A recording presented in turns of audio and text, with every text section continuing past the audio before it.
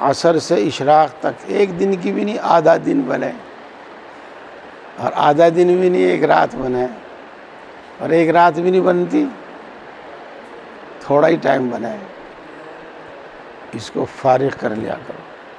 اس دن کوئی کام نہیں کرنا ہے، اس دن کام چھوڑ دینا ہے۔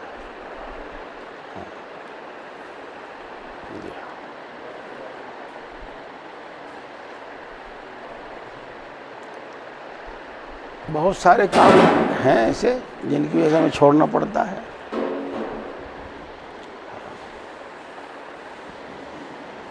يُنَبَّأُ الْإِنسَانُ يَوْمَئِذٍ بِمَا قَدَّمَ وَأَخَّرَ،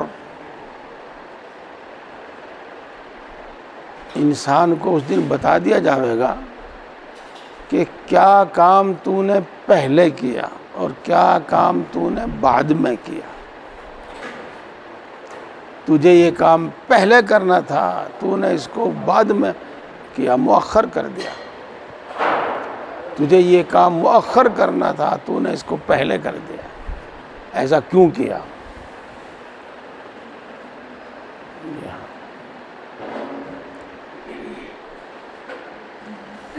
اپنی اصلاح، اپنی اصلاح کا مطلب یہ ہوتا ہے کہ جن حالات میں بھی ہم زندگی گزار رہے ہیں، جن حالات میں بھی ہم جی رہے ہیں، ان حالات میں ہم اللہ کی اطاعت و عبادت کریں۔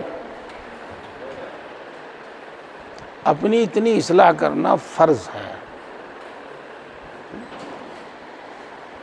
اور یہ کوئی ایسی بات نہیں جیسے تبلیغ والے کہتے ہیں کہ تبلیغ فرض عین ہے یا فرض، وہ بات نہیں ہے یہ۔ دیکھو نماز پڑھنا فرض ہے نہیں ہے؟ بولو بتاؤ، ہم بھی تو یہی کہہ رہے ہیں، نماز پڑھنے کا عادی ہو جاؤ، اسی کا نام اصلاح ہے۔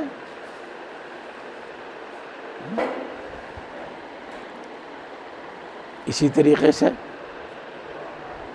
چاہے یوں کہہ لو کہ گناہ کا ارتکاب حرام ہے، یا یوں کہو کہ گناہ کا چھوڑنا فرض ہے،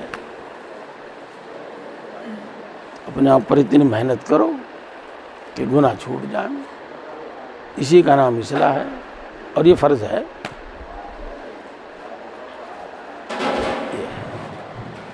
اللہ رب العزت جن لوگوں کو یہ فکر دے دے بڑی خوش نصیب ہے، اور خاص طور سے جوانی میں یہ فکر مل جاوے تو بہت اچھا ہے، بہت اچھا ہے۔ آپ حضرات ماشاءاللہ جوان ہیں اور اللہ نے آپ کو یہ فکر دی ہے، بڑی سعادت کی بات ہے، بڑی خوش نصیبی کی بات ہے۔ اس واسطے کہ قیامت میں ایک سوال یہ بھی ہوگا کہ جوانی کس کام میں خرچ کی، جہاں یہ سوال ہوگا زندگی کس کام میں خرچ کی، ایک سوال اس میں یہ بھی ہوگا کہ جوانی کس کام میں خرچ کی۔ وعلیکم السلام۔ یہ اس لیے جوانی میں گناہوں سے بچ کر اللہ کی اطاعت اور عبادت میں، کچھ نفل عبادت میں لگ جاؤ۔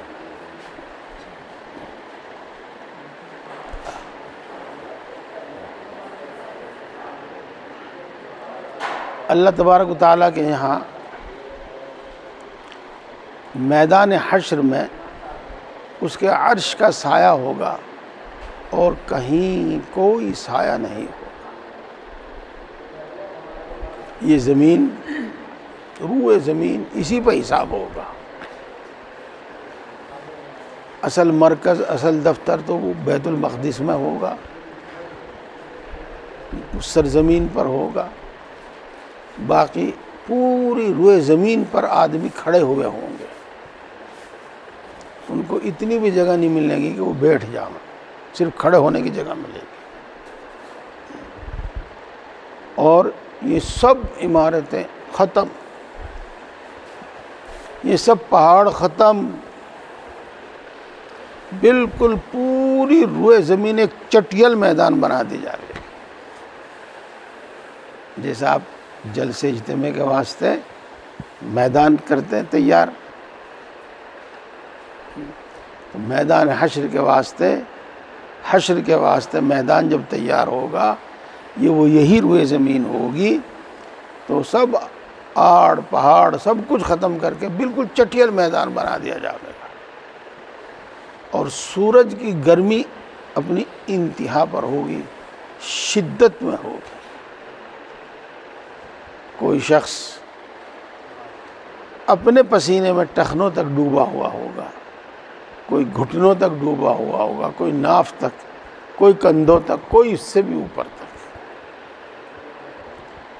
اور کچھ لوگ اللہ کے عرش کے سائے میں چاندی کی کرسی پر، سونے کی کرسی پر، نور کی کرسی پر، پتہ نہیں اپنے اپنے اعمال اپنے اپنے مرتبے کے مطابق بیٹھے ہوئے ہوں گے۔ جی ہاں، ان پر انبیاء کرام علیہ السلام بھی رشک کریں گے۔ آخر کون لوگ ہیں یہ؟ ان کو یہ اعزاز و اکرام کیوں دیا گیا ہے؟ جی ہاں، ان میں جو خوش نصیب ہوں گے، ان میں خوش نصیب وہ ہوگا شاب نشأ فی طاعت اللہ، وہ نوجوان جس کی نوجوانی اللہ کی اطاعت و عبادت میں گزری، اس کے اعمال کا ثواب تو الگ، جو بھی عمل کیا، لیکن خاص اس کا کہ اس نے یہ اعمال نوجوانی میں کی ہے جس میں خواہشات کا غلبہ ہوتا ہے، تو محض اس بنا پر کہ یہ اعمال اس نے نوجوانی میں کیے، اس کو عرش کے سائے میں جگہ دی جائے گی۔ شاب نشأ فی طاعت اللہ۔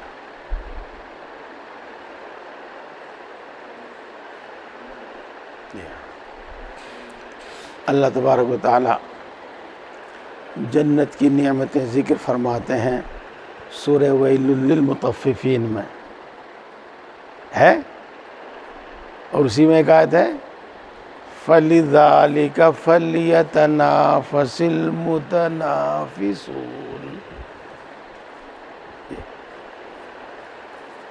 جن لوگوں میں یہ جذبہ ہے کہ میں سب سے آگے بڑھ جاؤں، سب سے زیادہ کامیاب، سب سے زیادہ نرالا ہوں، تو اس میں محنت نہ کرے وہ کہ میرا لباس سب سے اچھا ہو، میرا جوتا سب سے اچھا ہو، میرا مکان سب سے اچھا ہو، میری گاڑی سب سے اچھی ہو، میری بیوی سب سے اچھی ہو، اس میں محنت نہ کرے، اس میں کوشش نہ کرے کہ یہ کوئی چیز نہیں ہے کہ ان میں آگے بڑھ جانا کوئی حیثیت نہیں رکھتا۔ جنت کی ان نعمتوں میں آگے بڑھنے کی کوشش کرے جسے آگے بڑھنے کا جذبہ ہے۔ فَلِذَٰلِكَ فَلْيَتَنَافَسِ الْمُتَنَافِسُونَ۔ جی ہاں،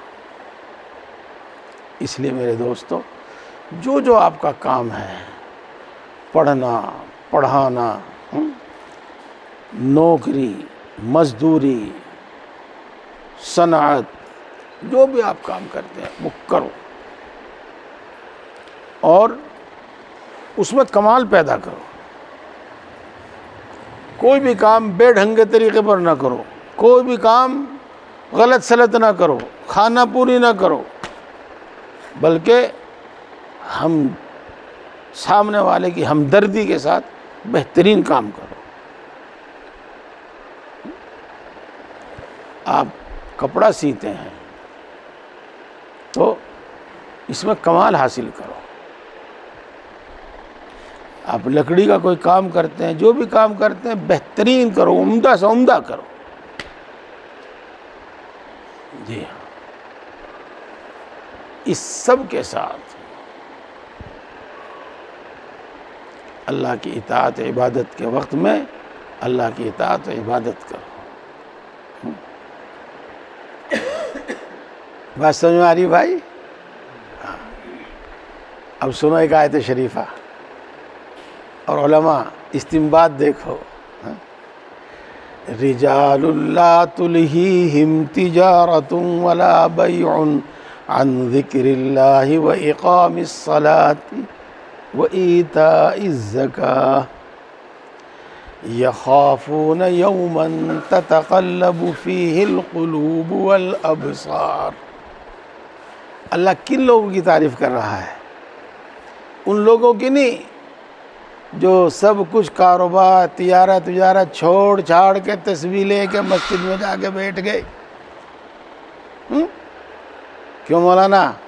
ان کی تعریف کر رہے ہیں کہ ان کی بزنس، ان کا بزنس، ان کی تجارت ان کو نماز پڑھنے سے نہیں روکتی، یعنی وہ تاجر لوگ ہیں، کاروباری لوگ ہیں، وہ تسبیح لے کر مسجد میں بیٹھنے والے لوگ نہیں ہیں، وہ کاروباری لوگ ہیں۔ لیکن یہ کاروباری مصروفیت ان کو اللہ کے حکم نماز پڑھنے سے، زکوٰۃ دینے سے نہیں روکتی۔ استدلال استنباط دیکھیے اور بات کو پرکھیے، بس اسی کے لیے ہے اور کچھ نہیں۔ اپنے تمام کام کاج کے ساتھ اپنے اوپر محنت کرو، اپنے اخلاق پر محنت کرو، اپنے اعمال پر محنت کرو، اپنے ایمان پر محنت کرو۔ اللہ رب العزت نے محض اپنے فضل سے اتنی وضاحت کے ساتھ یہ بات دل میں ڈالی اور میں نے آپ حضرات کے سامنے رکھی کہ اہل سنت والجماعت کے عقائد کے مطابق عقیدہ ہو، یہ علم حاصل کرو اور اتنی محنت کرو اپنے اوپر کہ ان میں کبھی شک و شبہ پیش نہ آئے، اور اتنی محنت کرو کہ وہ مغیبات محسوسات کی طرح ہو جائیں۔ طریق سب کچھ آپ کو بتایا دیا گیا ہے، طریق سب آپ کو بتا دیا گیا ہے۔ اللہ کے فضل و کرم سے، اللہ کے فضل و کرم سے آپ بالکل صحیح مقام پر پہنچے ہیں۔ آپ کو بتایا گیا اللہ کی اطاعت عبادت میں رکاوٹ ڈالنے والی 4-5 چیزیں ہیں: جہالت، معاشرہ، نفس، شیطان، اور بھی کچھ ہے یہی ہے 4 چیزیں ہی ہیں: جہالت اور معاشرہ اور نفس اور شیطان۔ ان کا علاج بھی بتا دیا گیا۔ جہالت کا علاج ہے علم، اور معاشرے کا علاج ہے دعوت و تبلیغ۔ پورا معاشرہ سنوارنے کی کوشش کرو۔ جب معاشرہ دینی ہوگا تو اس میں دین پر عمل کرنا آسان ہوگا۔ جب گناہوں والا معاشرہ ہوگا اس میں دین پر عمل کرنا دشوار ہوگا۔